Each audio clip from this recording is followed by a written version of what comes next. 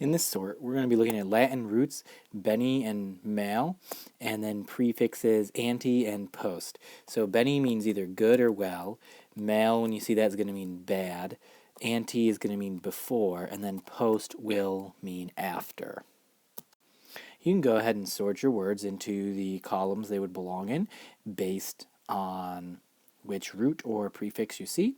And I'm going to discuss the meaning of a few of them and how you might determine that. So let's start with benefit. You see the word, the root bene in here, and that literally is just like something to do with good. It's a benefit, it's a good. Whereas like malfunction, oh, well, when something is functioning badly, when something goes wrong, it's a malfunction. If you look at the word benefactor, you see bene, so you're like good. And then if you think back to the sort we did a few weeks ago, fac, F-A-C, means to make, so it's literally someone who makes good is a benefactor. Someone who makes good. Usually it's like someone who gives a donation or something is a benefactor. Then you have benevolent, V-O-L, that means will, so it literally means good will, like, oh, someone with goodwill who's doing good. Well, then what do you think malevolent means, or malevolent? I wonder how to say this one. But based on this, I'm thinking bad, and then the will, so maybe bad will, so just kind of the opposite of that one. So we already talked about like benefactor, and so then you might look for the opposite, which would be like malefactor right here. And so to me that means the same thing. You have fac, make, so this is just making bad instead of making good. And then look at the word benediction. Benediction is interesting because like it means good, and then you have diction, which has the D-I-C, and so you're looking at like saying something, so it's like usually saying something good.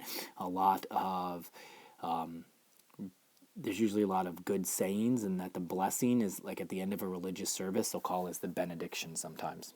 Ante and post, like antebellum and postbellum down here, literally mean ante is before and post is after, and then bellum has to do with war. So it's antebellum is before and after war. You might see in like a history book. In America, antebellum most often refers to the time period before the Civil War as an antebellum architecture and antebellum attitudes and beliefs. So that would be before the Civil War.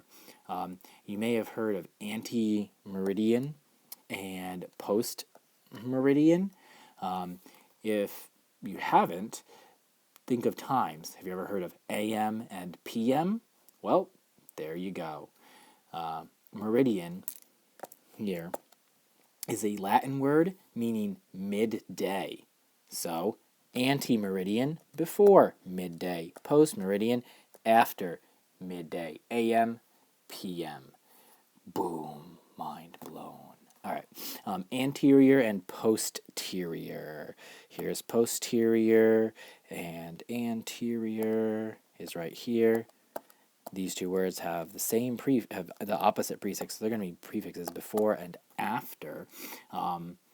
So one means before in front, and then behind and back. So like anterior is like the back of the line, and then the front of the line. Anterior, before, in front, and then in here you're looking at like behind and back. Like a lot of times this is like the bottom, the back.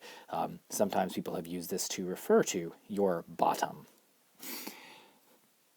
The last one I'll talk about is postscript. Postscript is oftentimes you see it at the end of a script, or a letter, and it's usually abbreviated with PS.